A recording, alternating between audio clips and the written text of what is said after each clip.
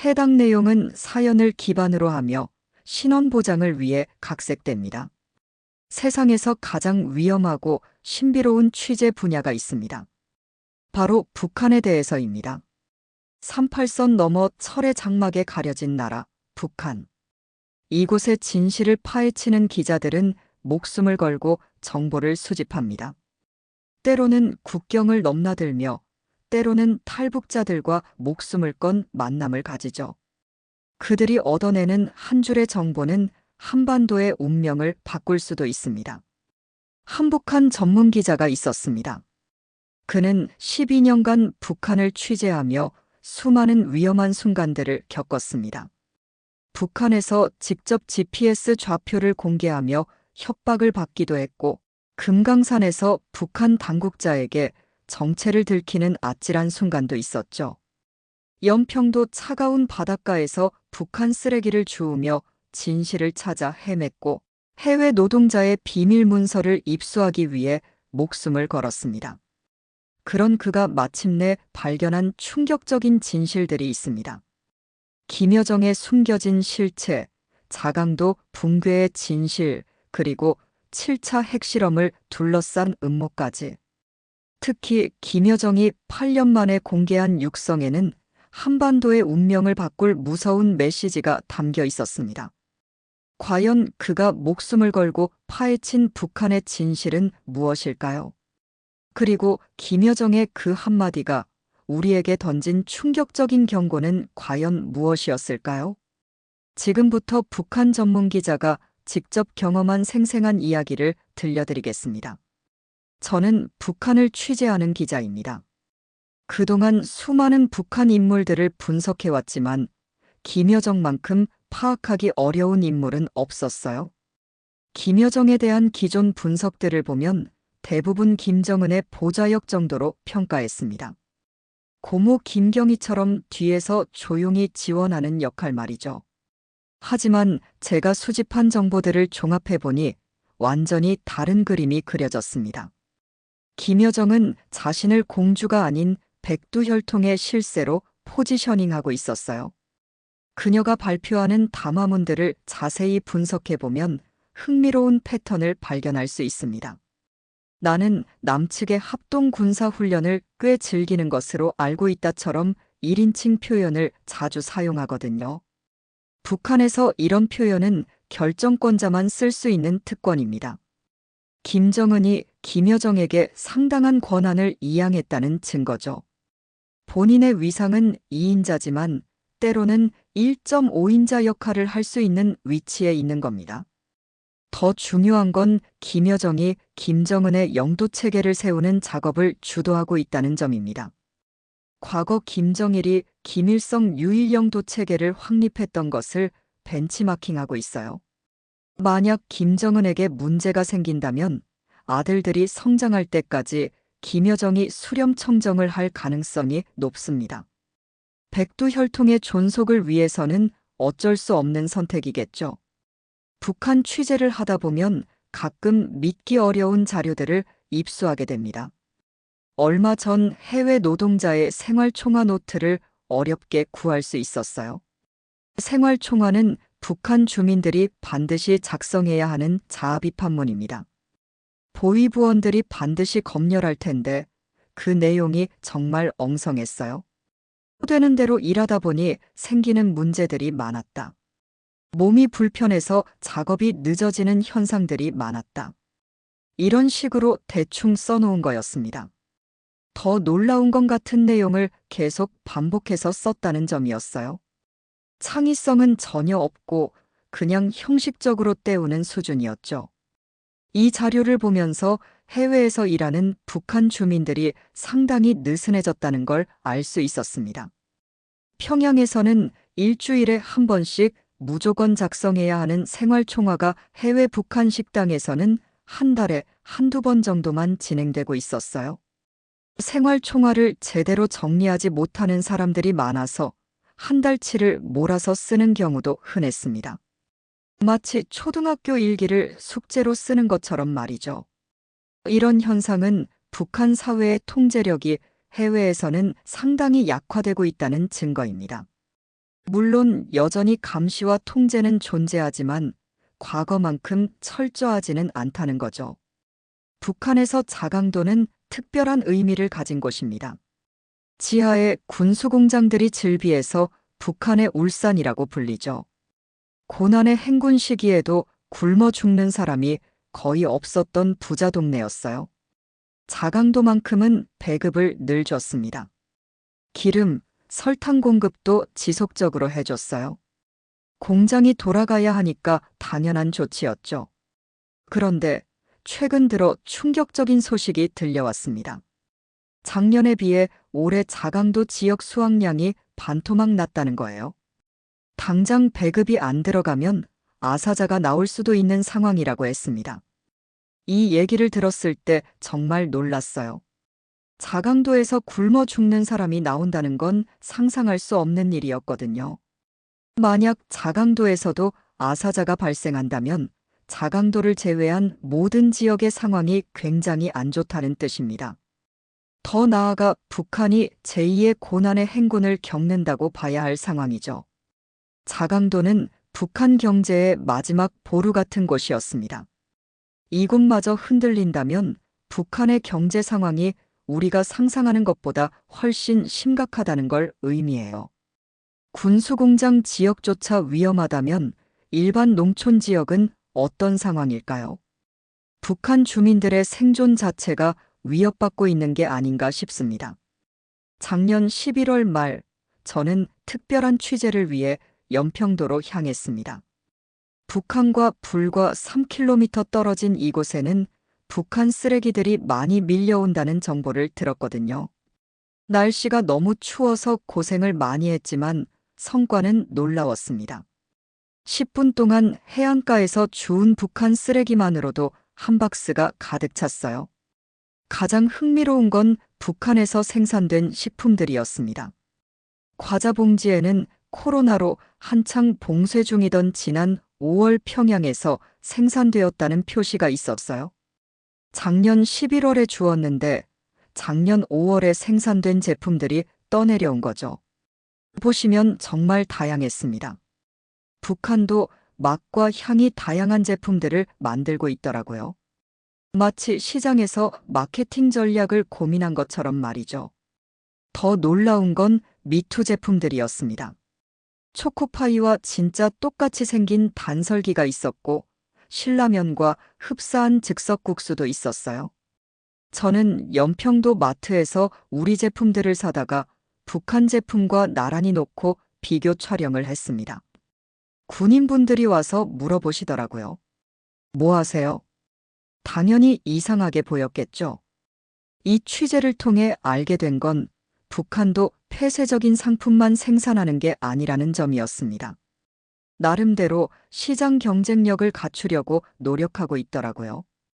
북한 전문 기자로 살다 보니 일상생활에서도 북한을 벗어날 수 없게 되었습니다.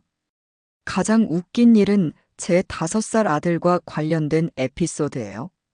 저는 아들에게 북한 교육을 자꾸 시키고 있거든요. 동네 물놀이장에 가는데 아들이 물어봤어요. 엄마, 이곳 이름이 뭐야? 그런데 제가 한국 지명이 생각이 안 나는 거예요. 문수물놀이장이야. 북한 지명만 떠올랐죠. 유원지에 가서도 마찬가지였습니다. 엄마, 여기 어디야? 능라도 유원지야.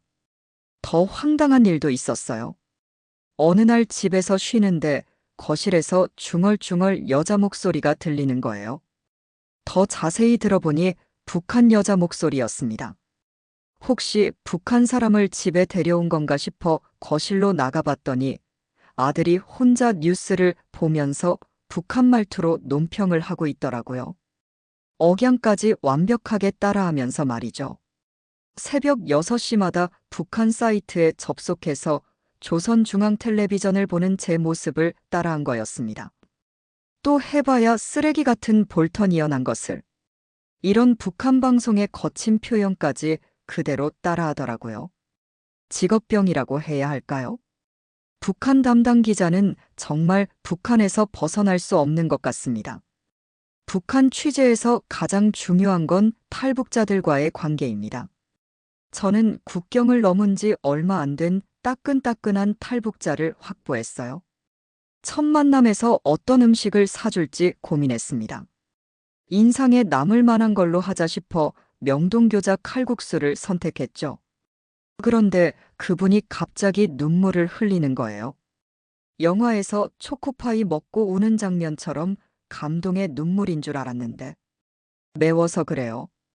처음에는 탈북자분들이 북한 음식을 그리워할 줄 알고 평양냉면, 만두집, 중국집, 매기찜 같은 걸 사드렸어요. 그런데 알고 보니 인스타그램에서 유행하는 음식을 더 좋아하시더라고요.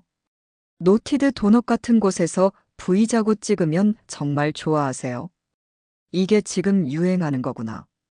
이런 반응을 보이시면서 말이죠. 탈북 군인 출신 분들과는 주로 술자리를 했습니다. 한 명도 술을 못 드시는 분을 못 봤어요. 우리나라 소주는 물 같다. 빨간 뚜껑 소주만 드시더라고요. 맥주잔을 달라고 하셔서 가득 따라 드시는 방식이 인상적이었어요. 술이 들어가면 평소에 안 해주던 이야기를 해주시죠. 아, 잘 됐다. 오늘 잘 마셔서 내 간을 희생해서 이 정보를 건졌다. 다음 날 아침에 다시 확인해 보면 기억 못 하시는 경우도 많았지만요. 2022년 8월, 정말 역사적인 순간을 목격했습니다. 김여정이 8년 만에 공개석상에서 목소리를 낸 순간이었어요. 평양 모란봉구역 4.25 문화회관에서 김정은이 코로나 종식을 선언한 후였습니다. 그런데 더 충격적인 장면이 이어졌어요. 김여정이 단상에 올라 오빠의 마이크를 이어받은 겁니다. 당중앙위원회와 공화국정부를 대표하여 영토에 유입되었던 신형 코로나 바이러스를 박멸하고 인민들의 생명 건강을 보호하기 위한 최대 비상방역전에서의 승리를 쟁취하였음을 선포합니다. 김여정의 목소리는 생각보다 평범했습니다. 오빠 김정은의 허스키한 목소리와는 달리 특별한 반전은 없었어요. 하지만 내용은 달랐습니다. 족들은 누구에게도 통하지 않을 궤변으로 자기의 범죄 행위를 가리우며 책임을 전하려 하지만 진실은 가리울 수 없습니다. 남조선 것들이 삐라와 더러운 물건들을 우리 지역에 보내는 놈을 하고 있는 것은 매우 우려스러운 일입니다. 북한 역사상 김일성, 김정일, 김정은 시대를 통틀어 30대 여성이 공개석상에서 적을 박살내겠다고 연설한 건 처음이었습니다. 김경희도 이런 적은 없었거든요. 이 순간 김여정의 정치적 위상이 완전히 달라졌다는 걸 깨달았어요. 김여정이 대북전단을 문제 삼기 한 달 전에 흥미로운 정보를 입수했습니다. 정보원이 저에게 알려준 내용이었어요. 요즘 통전부 상황들이 접경 지역에 급화되고 있습니다. 엄청나게 긴 막대를 들고 북한에 들어온 삐라를 주워 다니더라고요. 더 놀라운 건 코로나 감염자들에게 묻고 다닌다는 얘기였습니다. 너 혹시 삐라 만진 적 있어? 당시에는 정보원의 신원을 보호하기 위해 보도를 못했어요. 하지만 나중에 김여정이 실제로 삐라에 코로나가 묻어 있다고 주장했을 때 그 정보가 맞았다는 걸 확인할 수 있었습니다. 김여정의 연설문을 자세히 분석해보면 흥미로운 점이 있어요. 남조선 것들을 의심하지 않을 수 없게 하였으며 우리가 색다른 물건들을 악성 바이러스 유입의 매개물로 보는 것은 당연합니다. 직접적으로 남쪽에서 바이러스를 보냈다고 하지 않고 추정할 수밖에 없다는 식으로 표현했어요. 교묘하게 빠져나갈 구멍을 만들어둔 거죠. 실제로 새로운 방식의 대북전단이 살포되고 있었어요. 스마트 풍선이라고 불리는 거였는데 일정 고도를 유지하면서 여러 지역에 걸쳐 수천 장을 살포할 수 있는 방식이었습니다. 물에 젖지 않는 특수지를 사용했고 김정남 암살 사건 같은 민감한 내용들이 담겨 있었죠. 북한의 7차 핵실험 가능성을 놓고 전문가들과 치열한 분석을 했습니다. 기술적으로 보면 10월에서 12월이 가장 위험한 시기입니다.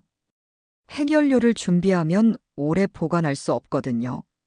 그리고 겨울철에 땅이 굳고 건조해지면 핵실험의 최적의 환경이 되죠.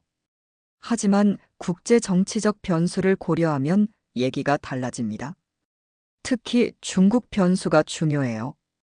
김정은과 시진핑이 비슷한 시기에 집권했는데 북한의 핵실험으로 중국의 국제적 위상이 타격을 받은 적이 있거든요. 시진핑의 정치적 운명이 걸린 중요한 시기에 북한이 핵실험을 감행할 가능성은 낮다고 봅니다. 흥미로운 건 제가 개발한 독특한 징후 파악법이에요. 국방부나 외교부 고위 간부들을 만나면 꼭 물어보는 게 있습니다. 실장님, 오늘 소주 드세요? 맥주 드세요? 소주를 안 마시는 날이면 도발 징후가 있는 거예요. 긴급 상황에 대비해야 하니까 술을 못 마시는 거죠. 소주를 마시면 다음 날 아침까지 평온한 날이 확실합니다. 북한의 핵실험은 단순한 1차, 2차 방정식이 아니라 5차 방정식 같아요. 중국, 미국, 우크라이나 전쟁, 경제 상황, 국내 정치까지 모든 변수를 고려해야 하거든요. 지금까지 우리의 예측은 대부분 빗나갔습니다. 북한은 항상 우리가 예상하지 못한 시기에 핵 버튼을 눌렀어요. 방송국에서 북한 특집을 준비하면서 동료 기자들과 흥미로운 토론을 했습니다. 만약 김정은을 직접 인터뷰할 수 있다면 무엇을 물어볼까요? 왕선택 기자는 단도직입적이었습니다. 김정은 위원장 인터뷰를 하는 게 가장 좋죠. 유일지도 체제에서 유의미한 정보는 그와 관련된 부분뿐이에요. 맞는 말이었습니다. 저는 좀 다른 접근을 생각했어요. 같은 아빠로서 이야기하고 싶습니다. 너도 아빠고 나도 아빠인데 내 아빠한테 물려받아서 부담되지 않았냐? 내가 사랑하는 아들한테도 똑같이 물려주고 싶으냐고요. 정치적 질문보다는 인간적인 접근이 더 진솔한 답변을 끌어낼 수 있을 것 같았거든요. 김정은이 정치적으로 답변하려다가 마음의 무장이 해제될 수도 있잖아요. 그래, 내 아빠 나도 아빠지. 우리 아들 사실 이런 거 물려주고 싶지 않아. 이런 솔직한 마음이 나올 수도 있을 것 같았어요. 개인적으로는 막내 아들 이름을 물어보고 싶었습니다. 아직까지 아무도 공개하지 않았거든요. 나이도 확실히 모르고요. 얼마 전 김정일의 기록 영화에서 김정은이 후계자 선포를 할 당시의 영상을 단독 입수한 적이 있어요. 아버지 김정일 앞에서 혼자 후계자 선언을 하는 모습이 찍혀 있더라고요. 지금 북한도 분명히 장남과 막내 아들에 대해서 그런 영상들을 찍고 기록을 만들고 있을 겁니다. 그런 것들이 밝혀지려면 이름이 가장 중요하니까요. 문은영 기자는 핵무력과 관련된 질문에 관심이 있었어요. 비핵화 결단을 내리기 위해서 미국과 남쪽이 해야 될 조치가 뭐냐고 묻고 싶습니다. 유엔 제재 해제, 북미 수교, 평화협정 같은 구체적인 목록이 궁금해요. 하노이 회담 결렬의 전말도 더 구체적으로 알고 싶다고 했습니다. 이미 지나간 일이지만 여전히 미스터리한 부분이 많거든요. 대북 적대시 정책에 대한 질문도 흥미로웠어요. 북한에서는 대북 적대시 정책을 폐기하면 협상할 수 있다고 하는데 미국이 공식적으로 그런 정책을 발표한 적이 없거든요. 김정은이 생각하는 적대시 정책의 실체가 무엇인지 정말 궁금했습니다. 최상고 기자는 완전히 다른 관심사를 보였어요. 김정은 위원장이 가지고 있는 호신용 총기가 있다고 알고 있는데 그 총을 왜 선택했고 휴대탄수는 몇 발을 가지고 있는지 궁금합니다. 각자의 관심 분야가 이렇게 다양했지만 모두 북한이라는 수수께끼 같은 나라를 이해하고 싶어하는 마음은 같았어요. 12년간 북한을 취재하면서 깨달은 건 우리가 아는 것은 정말 빙산의 일각일 뿐이라는 점입니다. 김여정의 진짜 역할, 자강도의 실제 상황, 핵실험을 둘러싼 복잡한 계산들까지 하나하나 파헤칠 때마다 더 큰 미스터리가 기다리고 있었어요. 하지만 그렇기 때문에 더욱 매력적인 취재 대상이기도 합니다. 언젠가는 이 모든 수수께끼들이 풀리는 날이 올 거라고 믿어요. 그때까지 저는 계속해서 북한의 진실을 추적할 겁니다.